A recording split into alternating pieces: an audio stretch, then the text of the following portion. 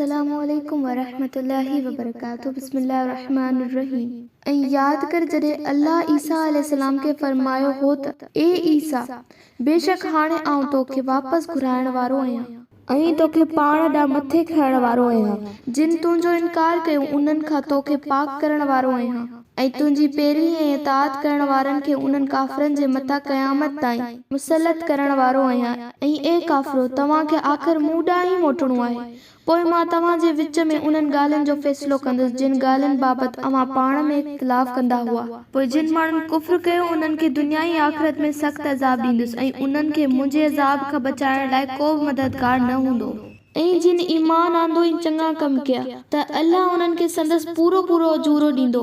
ऐं इहो चङी तरह सम्झी छॾियो त अल्लाह ज़ालिमनि, नाक़दरनि ऐं बेइंसाफ़नि खे पसंदि नथो करे। ए पैगंबर सल्लल्लाहु अलैहि वसल्लम, ही आयतूं ऐं हिकमत भरियूं नसीहतूं आहिनि जेके असीं तोखे पढ़ी ॿुधायूं था। बेशक अल्लाह वटि ईसा अलैहिस्सलाम जे पैदा थियण जो मिसाल आदम जी ख़ल्क़त वांगुरु आहे, जो उनखे मिटीअ मां बणाई, पोइ उनखे चयाईं थी पओ ऐं हू थी पियो। ऐं ए मुहम्मद सल्लल्लाहु अलैहि वसल्लम, इहा आहे असल हक़ीक़त तुंहिंजे रब तरफ़ां, यानी हज़रत ईसा अलैहिस्सलाम जो बिना पीउ पैदा थियण। तंहिं करे तूं शक कंदड़ मां न थी जा।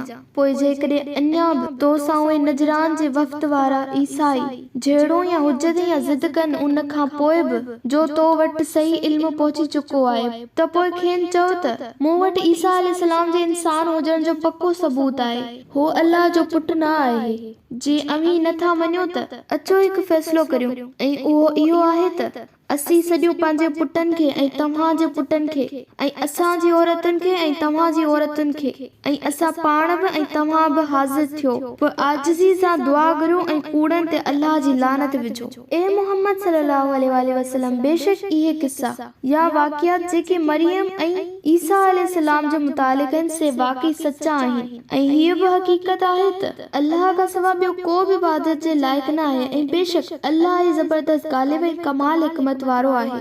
पोइ जेकॾहिं अञा बि न मञीन ऐं तौहीद इलाही तस्लीम न कनि ऐं फिरी वञनि, त बेशक अल्लाह अहिड़नि फ़सादनि खे चङी तरह ॼाणींदड़ आहे।